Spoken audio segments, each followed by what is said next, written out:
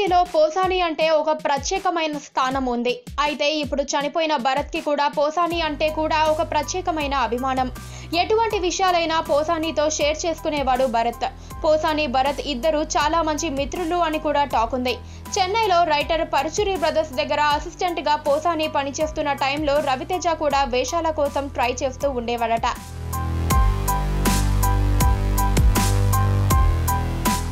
అప్పటికే పరుచూరి వెంకటేశ్వరరావు కొడుకు పరుచూరి రవికి రవితేజ సోదరుడు భరత్ ఆల్రెడీ పరిచయమే. అదే పరిచయంతో భరత్ తన లవర్ తో ఇంటి నుంచి పారిపోయి ఎలా అయినా పెళ్లి చేసుకోవాలని పరుచూరి రవి సహాయంతో పోసాని దగ్గరకు రాగానే పోసాని వీరి పెళ్లికి సహాయం చేశాడని ఈ మధ్య పోసాని ఒక ఛానల్ కి ఇచ్చిన ఇంటర్వ్యూలో చెప్పుకొచ్చాడు. భరత్ చనిపోయాక రవితేజ కానీ అటు భరత్ తల్లి రాకపోవడంపై చాలా మందిలో వ్యతిరేకత ఉంది అని ఫిలిం నగర్ లో వినిపిస్తున్న సమాచారం.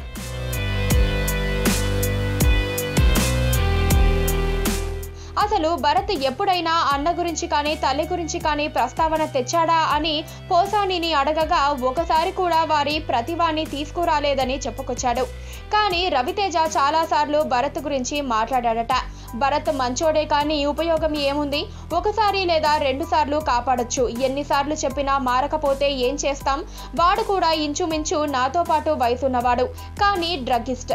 ఎంతో మందికి నేను అవకాశం ఇస్తున్నా వీళ్ళు వచ్చి అవకాశం అడిగితే ఇవ్వనా, నాకు ఎన్నో సదుపాయాలు డబ్బు ఉంది కానీ నేను డ్రగ్స్ కి అలవాటు పడ్డానా అని పోసాని దగ్గర ఎన్నోసార్లు చెప్పుకున్నాడట రవితేజ.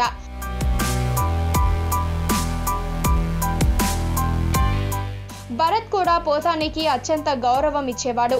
ఒకానొక టైంలో అన్న రవితేజ కంటే పోసానికి ఎక్కువ విలువ ఇచ్చేవాడట.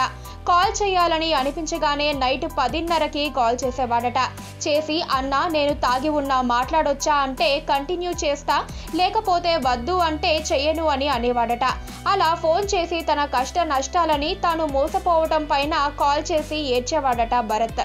అన్న కంటే ఎక్కువ అని గౌరవం ఇచ్చేవాడట.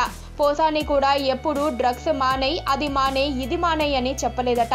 అతను చిన్నపిల్లోడు కాదు, అతనికి అన్నీ తెలుసు. ఏం ప్రాబ్లమ్స్ ఉన్నాయో, ఇంట్లో కానీ జీవితంలో పైకి ఎదగలేక బాధపడుతున్నాడా అని.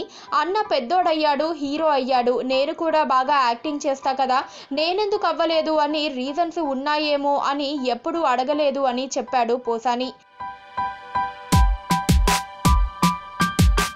అసలు ఇదంతా చూస్తూ ఉంటే షాకింగ్ నిజాలు బయటకు వస్తున్నాయి. భరత్ కి రవితేజపై ఈర్ష్య, తాను ఎదగలేదని, ఎలా అయినా అన్న నాశనం అవ్వాలని ఏమైనా భరత్ కోరుకున్నాడా? రవితేజ పరువు పోయే పనులు అందుకే చేశాడా? తన లైఫ్ ఎటు నాశనం అయ్యిందని రవితేజని కూడా తక్కువ చేయాలని చూశాడా? అందుకే రవితేజ ఎన్నిసార్లు చెప్పినా వినలేదా? అందుకే రవితేజ భరత్ ని పూర్తిగా వదిలేశాడా అనే బలమైన కారణాలైతే కనిపిస్తున్నాయి.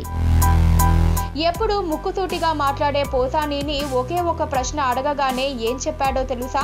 అసలు రవితేజ వెళ్ళకపోవటంపై మీ స్పందన ఏంటి, కరెక్టా రాంగా అంటే నేను ఉన్నా కూడా అదే పని చేసేవాణ్ణేమో, ఎందుకంటే మా సొంత మేనమామ నా ఎదుగుదల చూసి ఓర్వలేదు, ఆయన చనిపోయినప్పుడు కూడా వెళ్ళి చూడలేదు, నన్ను నాశనం చేయడానికి ప్రయత్నించిన వ్యక్తి చనిపోతే నేనెందుకు చూస్తా అని వెళ్ళలేదు.